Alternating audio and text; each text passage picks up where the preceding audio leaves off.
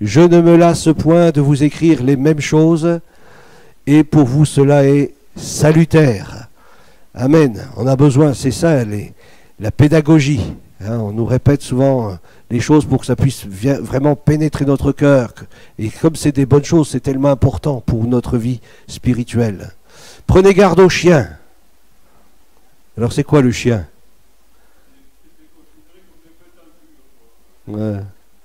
Chez les voyageurs, je crois qu'on ne rentre même pas un chien dans la caravane. Hein. Il reste dehors. Le chien, il y a un passage de l'Écriture qui dit qu'il mange ce qu'il a vomi. Hein. Donc le chien, c'est quelqu'un qui, peut-être à un moment donné, est venu au Seigneur et puis à un moment donné, bien, il a repris la voie du monde. Le chien, c'est aussi le païen, hein, le petit chien, hein, qu'on voit lorsque cette femme syrophénicienne, elle vient devant le Seigneur. Hein, c'est aussi une interprétation. Prenez garde au chien, puis un chien, on sait ce que c'est. Hein. Si vous grognez un peu plus que lui, il part en courant. Hein. Un chien, c'est aussi un peu lâche quelque part. Hein. Alors, le lâche dans la Bible, c'est celui qui n'accepte pas la croix, hein, qui se détourne de la croix, qui refuse la croix. C'est aussi le lâche. Prenez garde aux chiens, prenez garde aux mauvais ouvriers. Prenez garde aux faux circoncis. Là, quand il parle des faux circoncis, c'est ceux qui ne le sont pas du cœur. Hein. Si on peut être circoncis dans la chair, mais aussi on peut l'être aussi dans le cœur. Et c'est ce que l'apôtre Paul veut nous dire, c'est prenez garde à ceux que l'on peut croire qui sont circoncis de cœur, mais qui ne le sont pas. Aux faux circoncis, aux faux ouvriers, aux chiens. Car les circoncis, qu'est-ce qu'il dit verset 3? C'est nous, alléluia. Les vrais circoncis, c'est ceux qui ont donné leur cœur au Seigneur, qui ont circoncis leur cœur. Hein, lorsqu'on donne notre cœur au Seigneur, eh bien c'est lui qui opère en nous cette transformation. Les circoncis, c'est nous qui rendons à Dieu notre culte par l'Esprit de Dieu. C'est important, hein, de rendre notre culte par l'Esprit de Dieu. Dieu cherche des adorateurs qui l'adorent en esprit. On pourrait traduire par l'Esprit, par le Saint-Esprit, dans cette communion au Saint-Esprit. Et cette communion au Saint-Esprit n'est possible que si on est né de nouveau. Sinon on ne peut pas. On ne peut pas rendre à Dieu un culte qui lui est agréable. Il faut naître de nouveau pour cela, pour rendre à Dieu un culte par l'Esprit de Dieu. Alléluia. Qui nous glorifions en Jésus-Christ et qui ne mettons point notre confiance en la chair. Amen. Ensuite, dans Éphésiens chapitre 3 verset 16, le Saint-Esprit nous fortifie. Éphésiens 3, 16.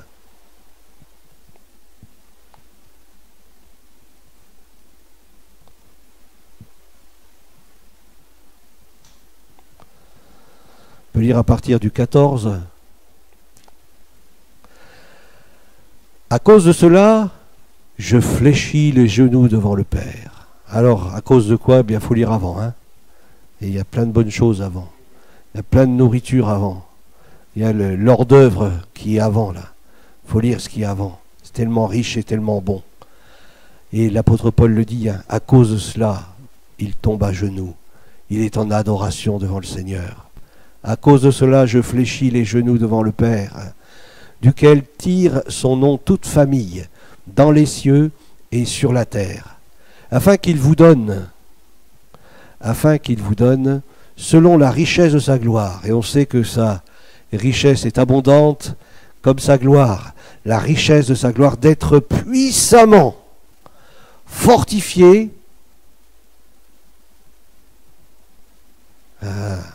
par son esprit. Vous savez, vous pouvez lire la Bible, s'il n'y a pas le Saint-Esprit. Il faut lire avec l'Esprit de Dieu. Il faut être fortifié par le Saint-Esprit. La parole et le Saint-Esprit marchent ensemble. Et il nous faut comprendre cela. J'ai besoin, et Saint-Esprit, éclaire-moi, ouvre-moi les yeux, je veux recevoir. Et là, en lisant la Bible, paf, le Saint-Esprit nous donne la révélation dont nous avons besoin. Et ça nous fait du bien. Il y a une nourriture spirituelle. Je suis fortifié. La parole que j'ai lue peut-être 10 000 fois, bien cette fois-ci, elle a, paf, elle a touché son but, elle a touché mon cœur. Et je sens une force. l'Esprit de Dieu qui me fortifie, d'être puissamment fortifié. Il ne dit pas d'être simplement fortifié, mais d'être puissamment fortifié. Alléluia. À cause de cela, je fléchis les genoux devant le Père, duquel tire son nom toute famille dans les cieux et sur la terre, afin qu'il vous donne, selon la richesse de sa gloire, d'être puissamment fortifié par son esprit dans l'homme intérieur. Alléluia. Dans l'homme intérieur, dans l'être intérieur. En sorte que Christ habite dans vos cœurs. En sorte que Christ habite dans vos cœurs par la foi. Afin qu'étant enracinés et fondés dans l'amour, vous puissiez comprendre. Il y a un discernement qui est là, une révélation qui est là, avec tous les saints. Quelle est la largeur, la longueur, la profondeur et la hauteur, et connaître l'amour de Christ, qui surpasse toute connaissance, en sorte que vous soyez remplis. Ça, c'est le désir de Dieu. En sorte que vous soyez remplis jusqu'à toute la plénitude de Dieu. Alléluia. Hein, c'est pas juste un verre d'eau, hein, là. Hein. Là, c'est le grand bain. C'est plonger et recevoir et boire bien la tasse, hein, être rempli jusqu'à déborder de la plénitude de Dieu, la plénitude du Saint-Esprit, la plénitude de Dieu, la plénitude du Saint-Esprit. Dieu veut que nous soyons remplis du Saint-Esprit. Parce que lorsque je le suis, eh bien je suis rempli de la plénitude de Dieu. Et là, mes yeux s'ouvrent, je comprends des choses, je vois des choses, je comprends l'amour de Dieu, je saisis l'amour de Dieu. Combien il m'aime, mais aussi combien il aime le pécheur. Hein, combien il aime celui qui m'entoure, celui que je côtoie. Il m'ouvre les yeux sur des réalités spirituelles qui me sont voilées. Et pour cela, j'ai besoin du Saint-Esprit. Alléluia. Pour me fortifier dans l'homme intérieur. Et qui me dit, allez, va de l'avant. Va, je te montre les choses, je te les révèle par le Saint-Esprit. Le Saint-Esprit, il assiste l'Église pour sa croissance. Acte 9, verset 31.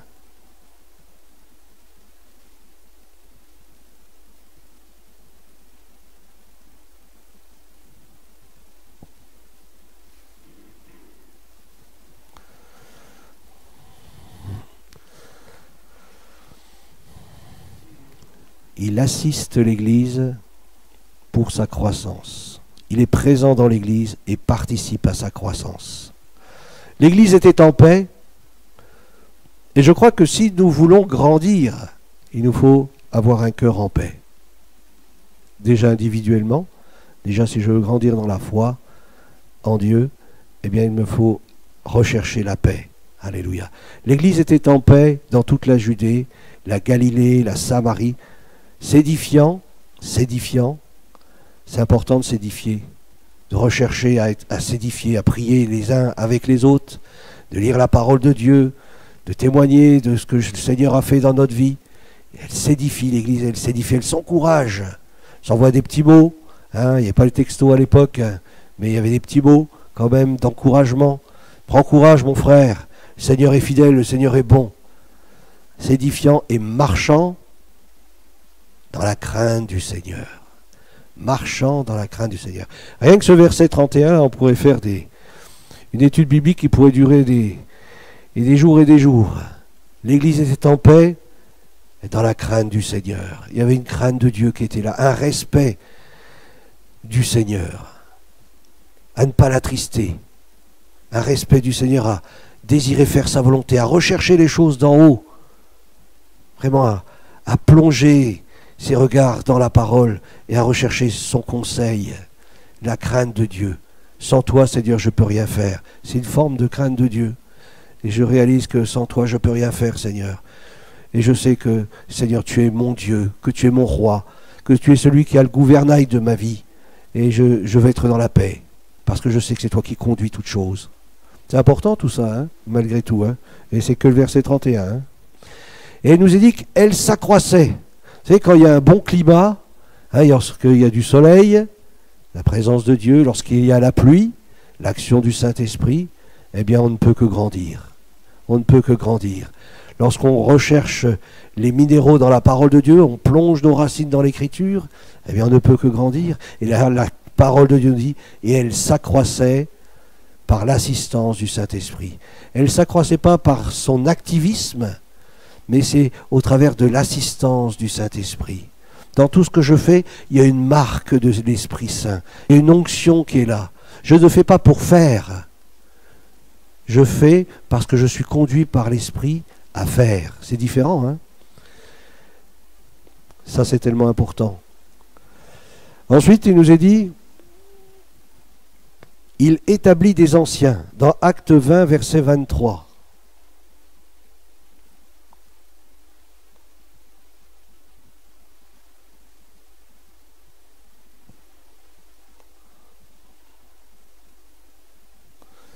On peut lire à partir du verset 17. Cependant, de Milet, Paul envoya chercher à Éphèse les anciens de l'Église. Les anciens de l'Église. Donc ça veut dire déjà qu'à Éphèse, il y avait plusieurs anciens, plusieurs responsables. L'ancien, on avait vu ensemble, hein, lorsqu'on a fait les branches, eh bien l'ancien, c'est un responsable, c'est un conducteur spirituel, c'est un leader. L'ancien, ça peut être celui qui est nommé, mais aussi ça peut être celui qui a reçu un ministère. D'ailleurs, les apôtres eux-mêmes se disaient anciens. Donc l'ancien, c'est un peu la gouvernance de l'Église, entre guillemets, si on peut voir ça comme ça. Les anciens. Alors il appelle les anciens de l'Église à venir le voir. Lorsqu'il fut arrivé vers lui, il leur dit, « Vous savez de quelle manière, depuis le premier jour où je suis entré en Asie, je me suis sans cesse conduit avec vous, servant le Seigneur en toute humilité, avec larmes. » Oh, servir le Seigneur avec larmes. Il dit, servez le Seigneur avec joie. Non? Ah, ça veut dire que il y a aussi parfois, il peut y avoir des larmes, mais c'est pas parce qu'il y a des larmes qu'on n'a plus la joie. La joie du Seigneur, elle est là, mais parfois, bien face à l'opposition, aux difficultés, bien, il peut y avoir aussi des larmes. Jésus a pleuré. Vous vous souvenez? Dans l'Écriture, devant le tombeau de Lazare, Jésus pleura. Je crois que les larmes, Dieu nous les a données, et parfois, bien, il faut aussi s'en servir. Vous vous souvenez, c'était Nicky Cruz qui avait appris dès l'enfance de jamais pleurer. Ceux qui pleurent sont des lâches. C'est une erreur. Les larmes, Dieu nous les a données. Et parfois, eh bien, elles servent. Elles servent à quelque chose. Vous savez que nos larmes, elles sont recueillies. Vous savez ça? Dans des coupes. C'est écrit dans la parole de Dieu. Alors, si vous voulez avoir une coupe pleine, eh bien, pleurez. Et comme ça, vous aurez une belle coupe, bien pleine, bien remplie. Mais si elle est devant le Seigneur, c'est que du bon. Si c'est des larmes qui tombent par terre, ça ne sert pas à grand-chose. Mais si c'est des larmes qui tombent dans la coupe du Seigneur, ça c'est différent. Alors, servant le Seigneur en toute humilité, avec larmes et au milieu des épreuves que me suscitaient les embûches des Juifs. Rendez compte que, normalement, ils auraient dû encourager Paul, puisque, comme le dit l'Écriture, le salut vient des Juifs. Mais au lieu de cela, bien, il crée des épreuves et des embûches. Il l'empêchait. Et ça rendait l'apôtre Paul tellement triste de voir cette opposition parmi ses frères. Vous savez que je n'ai rien caché de ce qui vous était utile, et que je n'ai pas craint de vous prêcher et de vous enseigner publiquement et dans les maisons, annonçant aux Juifs et aux Grecs, sans distinction, aux Juifs et aux Grecs, qu'est-ce qu'il annonçait? La repentance. C'est un sacré message. C'est un beau message. Parce que s'il n'y a pas de repentance, il n'y a pas de salut. Et s'il n'y a que la repentance, il n'y a pas non plus de salut. Parce qu'avec la repentance, il faut une véritable conversion. Il faut tourner le dos.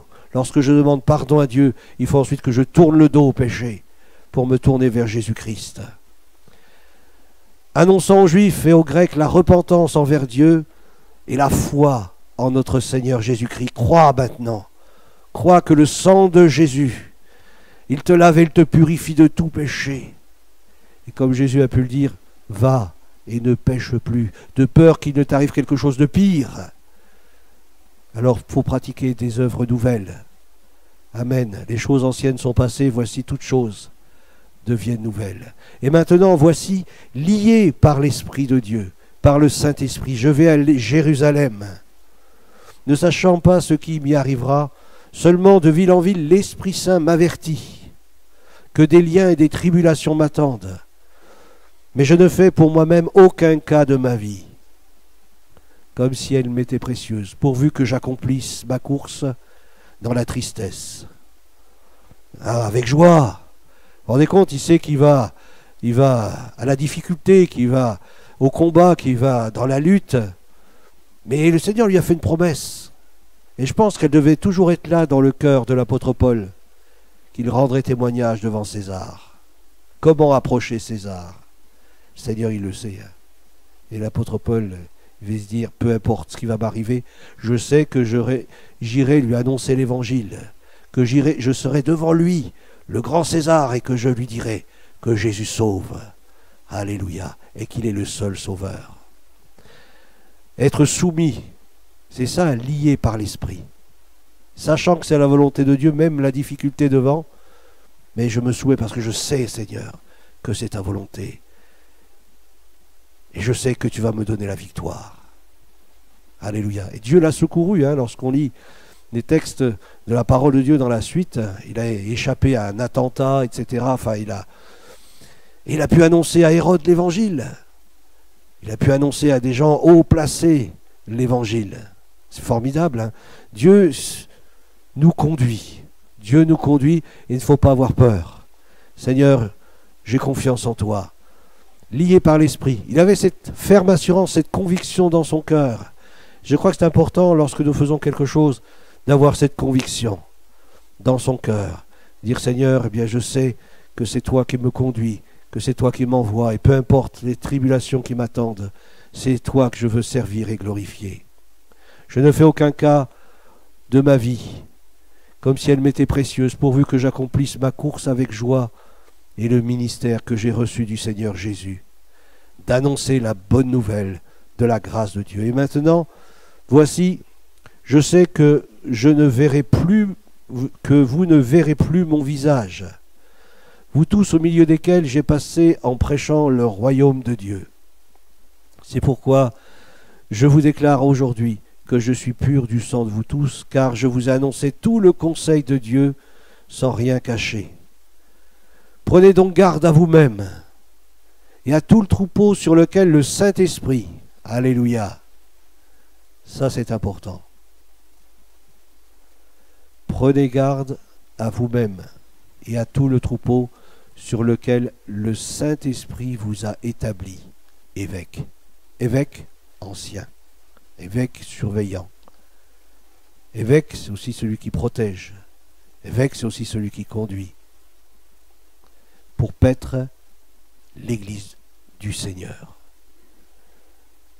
C'est important ça, de réaliser que ceux que Dieu a établis, ils l'ont été par le Saint-Esprit. C'est important. Vous savez, c'était David devant Saül. Pourtant Saül, qui a voulu le tuer plusieurs fois. Mais David, à un moment donné, il était tout près, tout près, tout près. Et on lui a dit, tue-le, tue-le. Qu'est-ce qu'a répondu David? Eh ouais, c'est Dieu qui l'a établi, c'est Dieu qui le... C'est Dieu qui le mettra au loin, mais c'est pas moi de le faire. S'il est serviteur de Dieu, ben c'est Dieu qui va s'en occuper. C'est pas moi de le faire, mais c'est lui qui va le faire.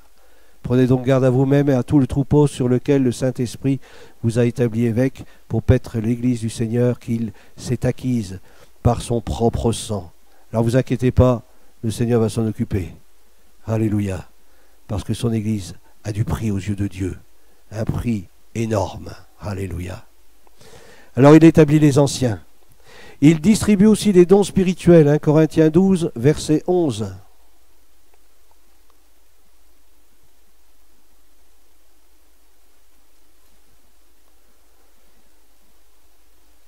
Bon, on peut lire un peu plus haut, hein, mais je cherche plus haut, mais il y a beaucoup de virgules. Ah, le verset 8 peut-être. En effet, à l'un est donné par le Saint-Esprit une parole de sagesse. Hein, ce n'est pas quelqu'un qui imagine quelque chose.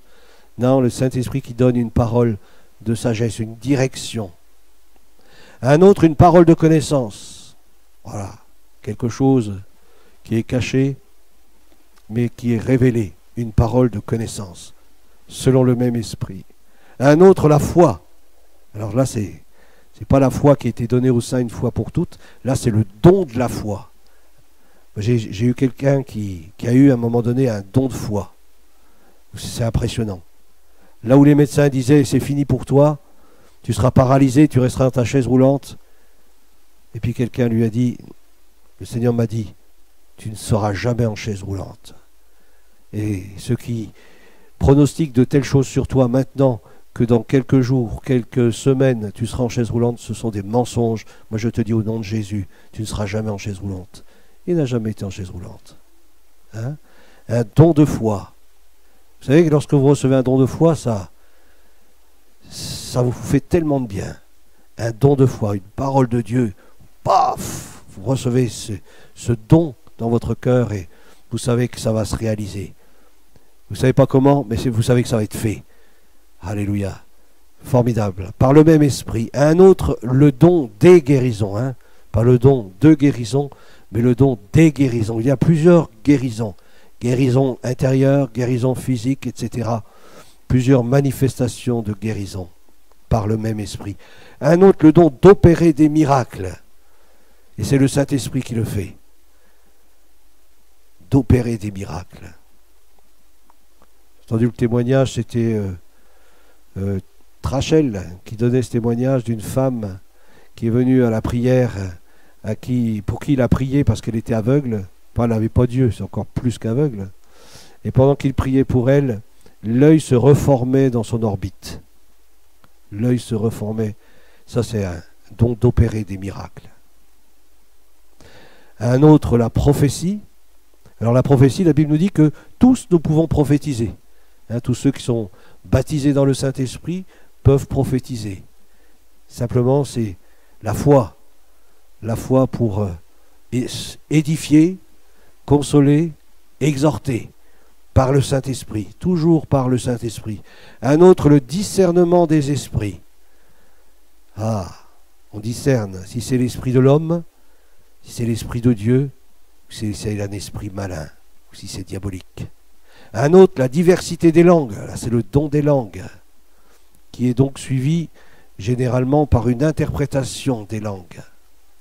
Il n'a rien à voir avec le don du parler en langue lorsqu'on est baptisé dans le Saint-Esprit, sachant donc que celui qui est baptisé dans le Saint-Esprit, qu'il parle en langue, il ne parle pas aux hommes, il parle à Dieu. Et c'est le seul don qui est pour l'édification personnelle. Tous ces autres dons que nous venons de citer à l'instant sont pour l'édification de l'Église. Et un autre, l'interprétation des langues. Alors que celui qui a un don de langue, le don des langues, hein, il le sait, hein, parce qu'à un moment donné, il le sent, hein, c'est l'Esprit de Dieu qui lui révèle, eh bien qu'il prie pour avoir aussi le don d'interprétation. Un seul et même esprit opère toutes ces choses, c'est lui qui le fait, les distribuant à chacun en particulier comme il veut. Là, ça c'est toi maintenant. Vas-y, maintenant, donne. Maintenant, c'est toi, tu donnes. C'est le Saint-Esprit qui donne. C'est le Saint-Esprit qui donne. Alléluia. Alors, soyons ouverts au Saint-Esprit. Saint-Esprit, je veux te servir. Je veux être une source d'édification pour l'Église. Et si j'ai un cœur pour édifier l'Église, parce que j'aime l'Église, eh bien le Saint-Esprit va se servir de moi pour que des manifestations soient manifestées dans l'Église. Et même hors de l'Église. Vous savez, lorsqu'une personne à qui vous témoignez, il y a une dame qui venait dans nos réunions, il y a quelques années en arrière, elle a raconté à une autre dame à l'extérieur de l'église, qui après nous l'a rapporté, dit « Je ne vais plus dans cette église », quand on était au 4 Grand Rue, il dit « Parce que le pasteur, il dit tout ce que je fais. Il dit tout ce que je fais. Il parle, Et puis il dévoile des choses que j'ai fait dans la semaine. Alors elle avait tellement peur de venir aux réunions qu'elle ne venait plus. Hein? Enfin. Elle disait que j'étais un médium. Enfin. Ça, c'est tellement important d'avoir et de manifester les dons du Saint-Esprit. Alléluia.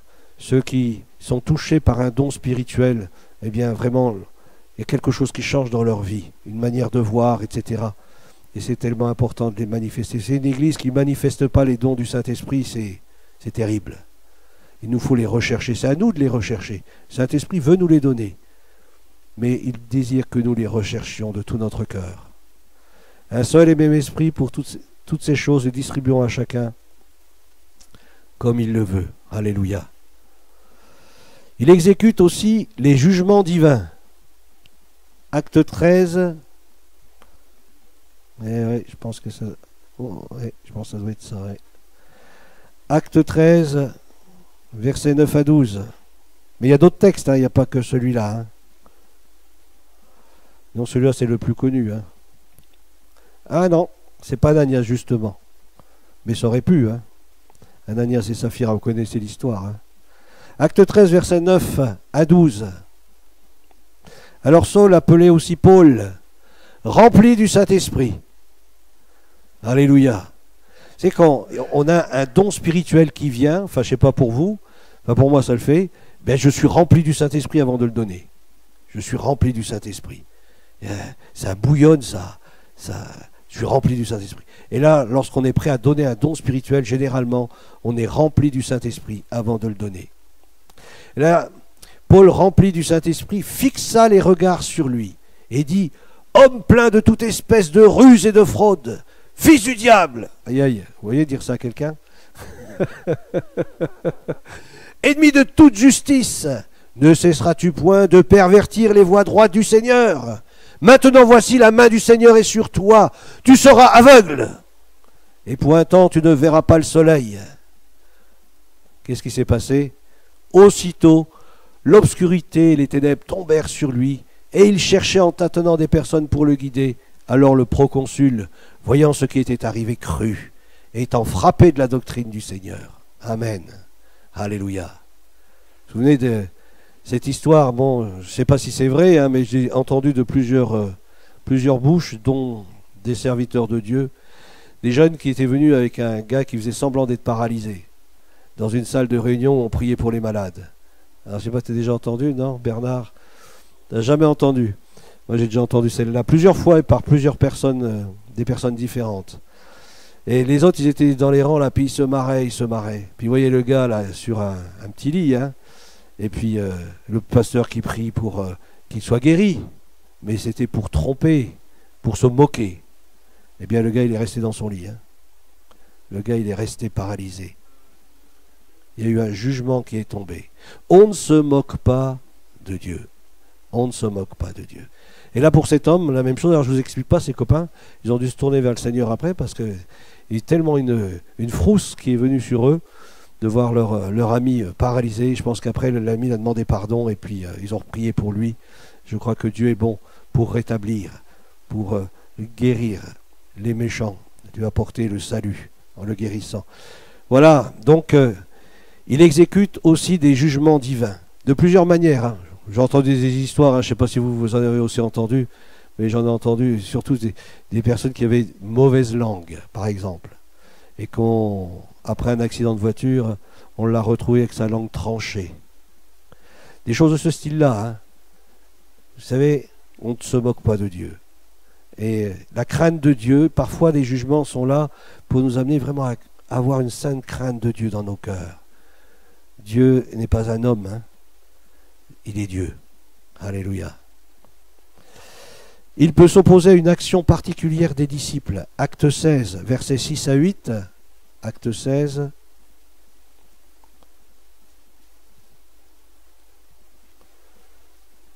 Versets 6 à 8. Ayant été empêchés par le Saint-Esprit d'annoncer la parole. Vous vous rendez compte? Dire au Seigneur, c'est pas possible, c'est pas toi. Mais si. C'est pour ça que c'est important d'être branché. Hein. Parce que quand le Saint-Esprit dit non, tu te tais, tu ne dis rien. eh bien, il ne faut rien dire. Puis quand le Saint-Esprit dit, ben, maintenant parle, ben là, il faut parler par contre. Être soumis au Saint-Esprit. C'est pour ça que c'est tellement important d'avoir une communion profonde avec le Saint-Esprit, l'Esprit de Dieu, parce qu'il peut, eh bien, il peut nous garder de certaines situations. Hein, et ça, c'est tellement important de s'en rendre compte. Ayant été empêchés par le Saint-Esprit d'annoncer la parole de Dieu dans l'Asie, ils traversèrent la Phrygie et le pays de Galatie, arrivés près de la Mysie, se disposaient à entrer en Bithynie, mais l'Esprit de Jésus ne leur permit pas. Non, ni de ce côté-là. Vous savez, des fois, on veut prendre des raccourcis. On essaye de dire, oh, c'est peut-être pas là, mais si on passe par ici, ça va peut-être aller mieux. Puis là, non. Le Seigneur te dit non, non. Ils franchirent alors la Mysie, descendirent à Troas. Et si on est sensible, et si on veut vraiment faire la volonté de Dieu, Seigneur, mais je ne comprends pas pourquoi il y a une telle opposition. Pourquoi tu ne veux pas? Et puis là, l'Esprit de Dieu il révèle, voilà, parce que il y a quelqu'un qui t'attend là-bas. Pendant la nuit, Paul eut une vision. Un Macédonien lui apparut et lui fit cette prière. Passe en Macédoine, secours-nous. Après cette vision de Paul, nous cherchâmes aussitôt.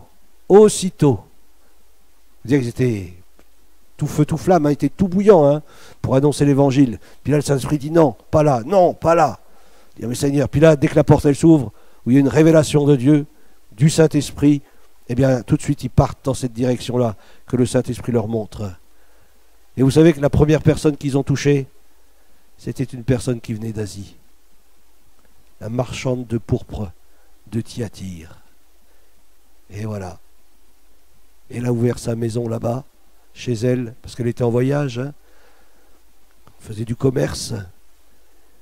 Ah, Dieu est infiniment sage. C'est pas qu'il voulait pas qu'ils aillent en Asie, c'est que le Seigneur, il voulait qu'ils prennent la bonne porte. Et la bonne porte, c'était en passant par Lydie. Et avec Lydie, qui ouvrait sa maison, après ils ont pu aller en Asie, ils ont commencé à faire des réunions chez elle. Comprenez? Dieu a des stratégies.